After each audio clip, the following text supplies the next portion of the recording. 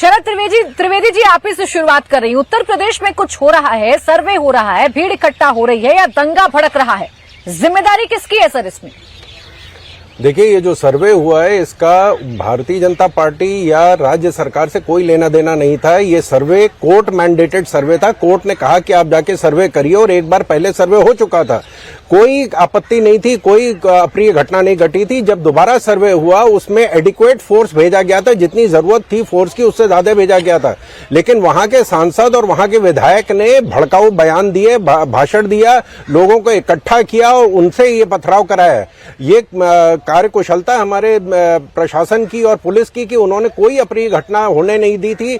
मस्जिद को कोई आंच नहीं आने दी, मस्जिद के ऊपर पत्थर फेंके गए, उसका बचाव किया है और जितनी फोर्स की जरूरत थी उतने फोर्स का इस्तेमाल करके 3 घंटे के अंदर शांति लेके आए हैं। अगर इस तरह के बयान ना दिए गए होते तो शायद ऐसी घटना नहीं होती, पहले भी नहीं हुई थी, आज भी नहीं होती।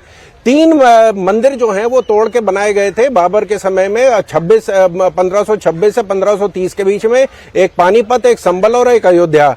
उसके बाद ये जो भी अयोध्या में हुआ कोर्ट के ऑर्डर से हुआ, संभल में हुआ कोर्ट के ऑर्डर से हुआ है। इसका राज्य सरकार से कोई दूर दूर तक लेना देना नहीं है और वहाँ कोई हिंदू नहीं था। भड़काऊ बयान दे रहे थे, अगर वहाँ के विधायक के बेटे भड़काऊ बयान दे रहे थे तो क्या आपकी सरकार आंखें बंद करके कान मूंद के बैठी थी या इंतजार कर रही थी कि जब दंगा हो जाएगा, 4 लोगों की मौत हो जाएगी, तब हम आएंगे, तब हम ब्लेम कर देंगे समाजवादी पार्टी पर और हम वहाँ कार्रवाई करना शुरू कर देंगे, पीठ थपथपाएंगे अपनी कि देखिए हमारी पुलिस ने 3 घंटे में सब कुछ शांत कर दिया। पहले क्यों नहीं जागी सरकार? देखिए, ऐसे मौके पे जो मैंने पहले ही कहा था कि जो जरूरत है जितना फोर्स उससे थोड़ा ज्यादा फोर्स भेजा जाता है, जो भेजा गया था।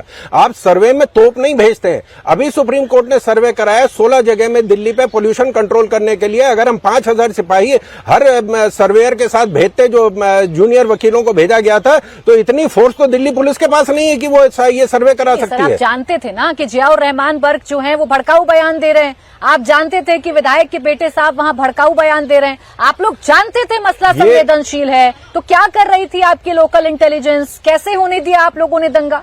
देखिए, मैंने कहा कि फोर्स जितना जरूरत होती है उससे थोड़ा ज्यादा भेजा जाता है, जो भेजा गया था। लेकिन अगर उसी समय इस तरह के कोई बयान दिए जाते हैं तो उसको आप पहले से नहीं रोक सकते हैं कि ये फलाने समय में इस तरह का बयान देगा तो हम पहले से ही कार्रवाई कर लें या पहले से उसको हिरासत में ले लें या उसे गोली मार दें।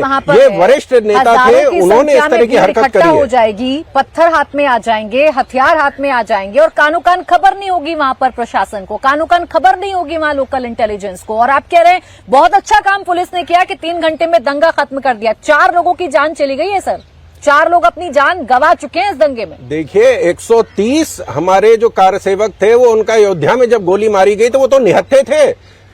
तो क्या मतलब प्रशासन सो रहा था या आज सो रहा है? हमने तो कंट्रोल में कर ली सिचुएशन, जितनी जरूरत थी तुरंत कार्रवाई की गई। 100 लोगों की जान जाए, 4 लोगों की जान जाए, 1 की जान जाए, जान गई है और जान गई है नाकामी की वजह से। आप अयोध्या का रेफरेंस देते रहिए, लेकिन मैं तो आज संभल पर बात कर रही हूँ। अगर कोई उकसा भी रहा था तो क्या कर रही थी सरकार या क्या कर रहा था प्रशासन?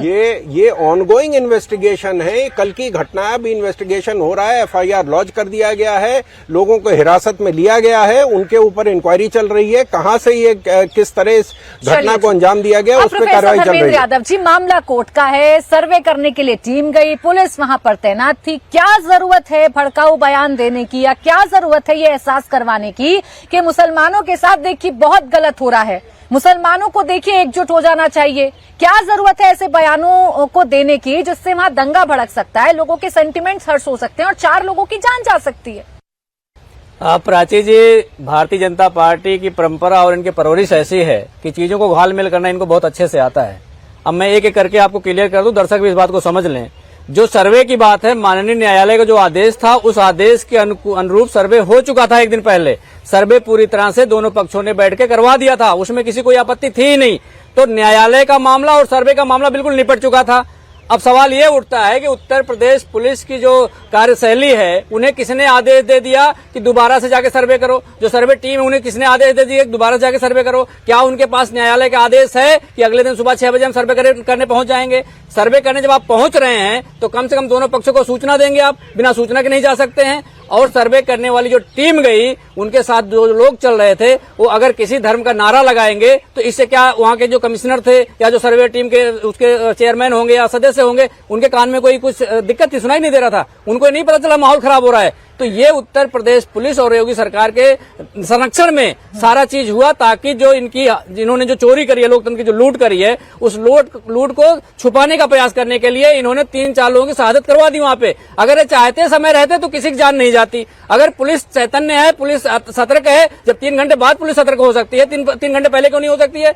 और पुलिस वाले की जिम्मेदारी, जो उसे पिस्टल दिया जाता है, उस पिस्टल से लोगों की जान की हिफाजत करी जाती है, उससे जान नहीं लिया जाता है। आपने चुनाव में देखा, प्रशासन पिस्टल लेके घूम रहा है, पुलिस लाठी लेके घूम रही है, उसके बाद हुक्मरान जो है वो पत्थर लेके घूम रहे हैं। ये इस तरह से पुलिस प्रशासन का दुरुपयोग करके लोगों के बीच में वैमनस्य फैलाना, दंगा फैलाना और जान तक चली जाए, ऐसी गंदी राजनीति भारतीय जनता पार्टी को छोड़ देनी चाहिए।